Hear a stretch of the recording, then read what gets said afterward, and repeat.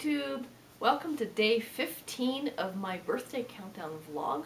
25 more days until I turn 40. So the year is now 1997. I started that year, I was still working at JC Penney. After I'd moved out to Colorado from Chicago, I was hoping to get a teaching position out here, as I have a degree in education. However, it was really tough to break into the teaching market here in Colorado. I'm in a smaller town. It's a university town, so there's a lot of graduates coming out of it. And the local school district tends to favor Colorado natives and graduates of local universities over other candidates. And so I found it very difficult to get my foot in the door.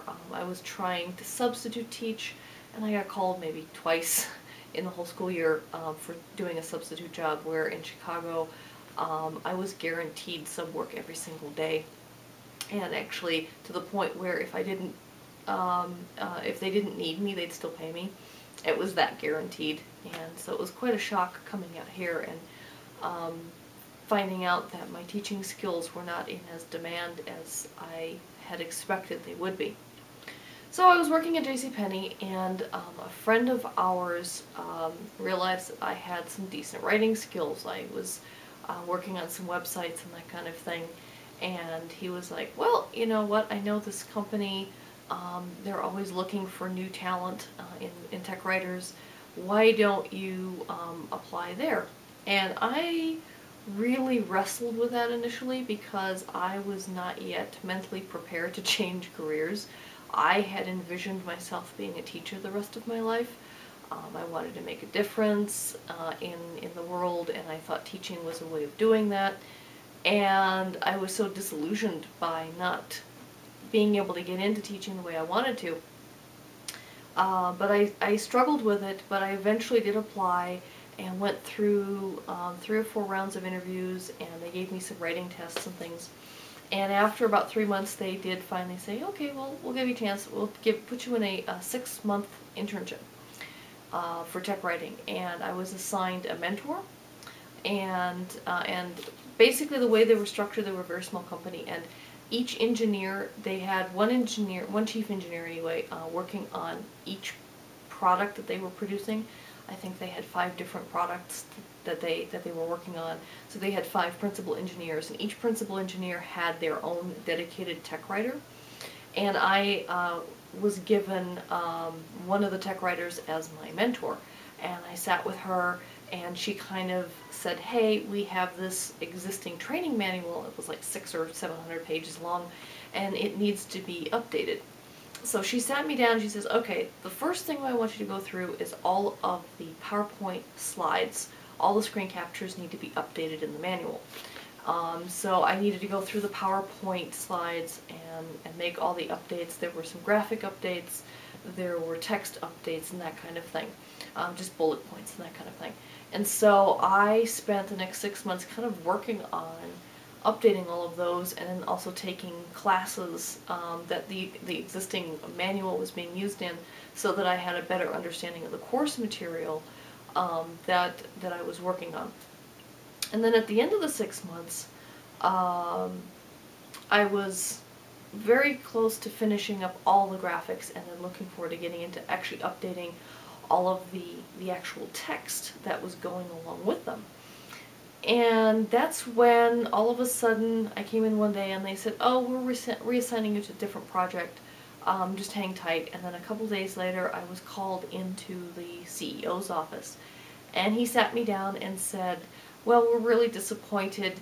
Your writing skills have not improved at all in the last 6 months, and therefore we are not going to renew your contract. And I was rather shocked. I was so shocked by this. And what was really shocking was the fact that in those last 6 months I hadn't done any actual writing. I was just updating PowerPoint slides, and that's what I was assigned to do. And when I told him this, I said, you know, that was the next thing I was going to work on, was actually updating the text. And the text that the document had been peer reviewed by another tech writer, and they said, oh, this is atrocious work. And I said, well, of course it's atrocious. I didn't write that. That was whoever wrote it previously. That wasn't me. And I hadn't had a chance to update that yet. I had been working on all the PowerPoints. And he said, well, that's not what I was told. And so just please gather your things and leave. And I was given a chance. They actually had me come back in for an exit interview. And I was incensed. I was angry. I was very disappointed in the whole experience. And I told them, I was like, my mentor lied repeatedly. She lied to me about the assignment because she kept saying, don't touch the text, don't touch the text, update that later. She prevented me from making those updates. And then she had the audacity of sending it off for a peer review, and she knew that the other tech writer would see how horrible the writing was from the previous version, and immediately reported to the CEO, who then was given the impression that I was a terrible tech writer and that I shouldn't be working for their company.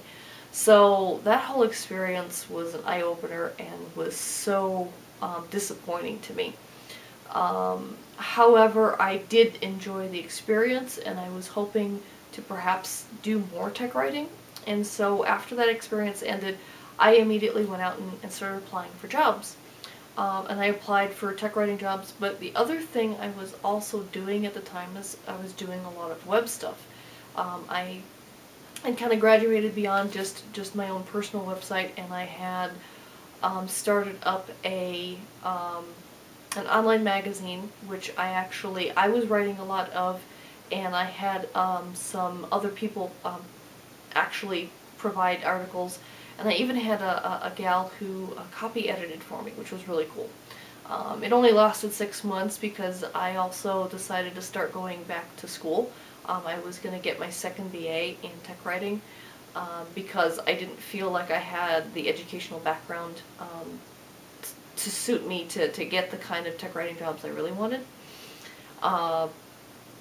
So I was back in school, and I was doing these web things, and I had that internship, and ultimately ended up becoming a little bit too much, so I ultimately shut down my more professional websites. I just had my personal website, and I had a fan site that I was managing. I had a Sailor Moon fan site.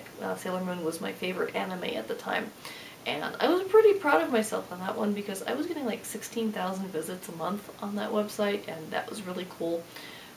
So I was doing a lot with that, so I decided to put web design on my resume. Either web design or webmaster. I forget exactly the term I was using at the time. And I had an interview with one company here in Colorado. They were a slot machine company, and they needed a tech writer for their slot machines. And it was a 45-minute drive to and from where they were, and one thing that was cool about them is they were willing to hire me and give me a laptop, and even though I was in school, they said, you know, you don't have to come into the office every day, you know, just whatever time you have during the day to work on the manual, do it. Just here's we'll give you a laptop and you can work on campus or wherever. And that was going to be a $10 an hour position, and for me that was great. That was a lot of money in my opinion. I was working a long time, making like $4.75 an hour when I was on campus, and then for JC Penney I was making like $5.25 an hour, and so I was like minimum wage for a very long time. And so all of a sudden here I'm getting like $10 an hour. And so I was very close to accepting that position, but when I came back from that job interview, I got a call saying, hey, we've got a web design job that just opened up, and they're 10 minutes down the street from you. Would you be interested in interviewing? So I was like, okay, I'm not gonna accept this other job yet. Let me go interview for that one, because that one sounded even more interesting. And so I interviewed, and I got it like 2 hours after I interviewed. I was called saying, wow, they were so impressed with you, you got the job. And the web design one was $18 an hour, which is like, wow, it was just amazing. I was like, oh my gosh, so much money. And literally a 10-minute walk down the street from where I lived, and it was just perfect.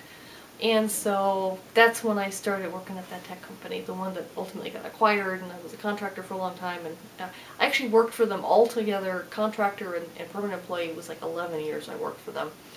But that was just great, and so that's where I ended up transitioning from tech writing to basically web stuff.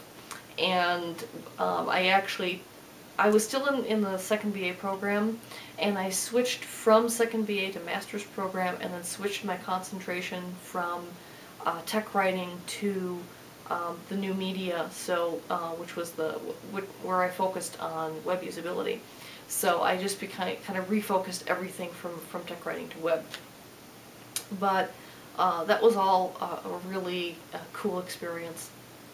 And the other cool thing that happened to me that year, that was also the year that I seriously started looking for my dad. So here I am, I'm 25.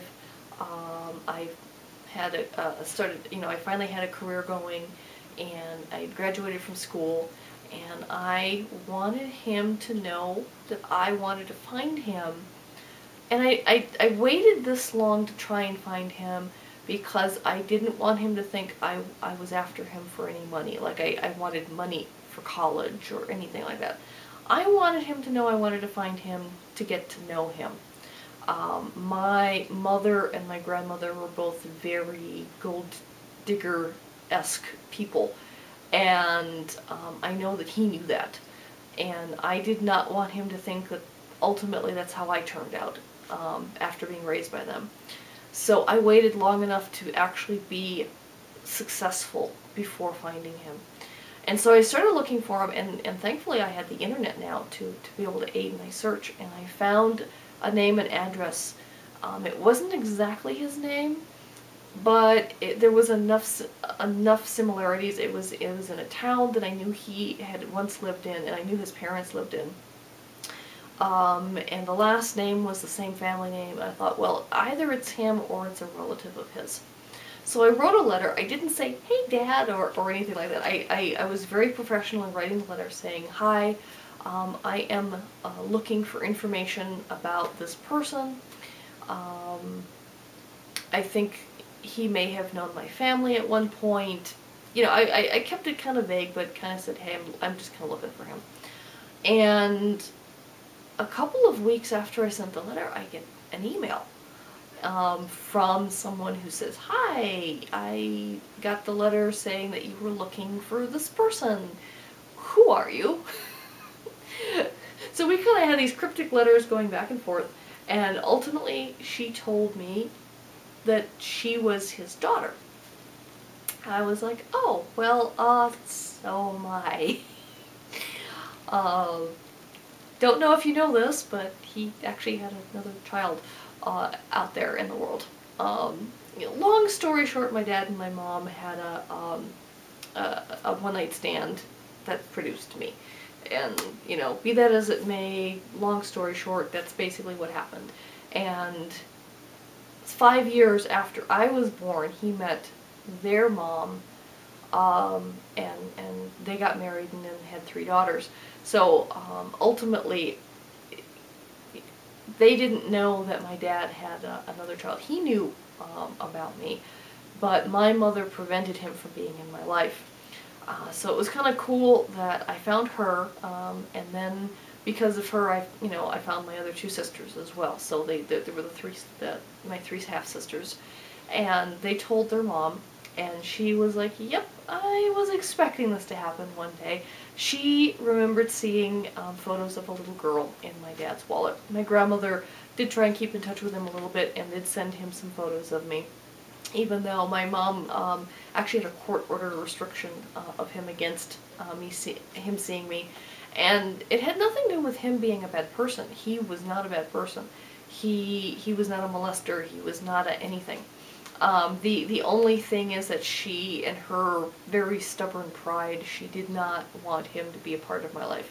That was her punishment to him for getting her pregnant. I don't want to get into all the details, but at any rate, I was prevented from getting to know him. And so I found my sisters, and I was like, oh, good, so how's Dad? And well, they had bad news for me. He had actually passed away in 1983, when I was only 11, from a car accident. He was on a business trip, and some drunk 18-wheel driver, hit him head on, and he died on the operating table several hours later. All of these things were things I didn't know. And the crazy thing is, because my stepmom flew me out to meet my sisters, just a couple weeks after I found out about them. And I get out there and I hear the story. They tell me all the details and everything. And that's the same night that Princess Diana passed away. We were just sitting on the couch, my stepmom and I, watching the news when it came on. And to this day, I still tie Princess Diana's funeral together with my dad, because I obviously wasn't able to be there at my dad's funeral.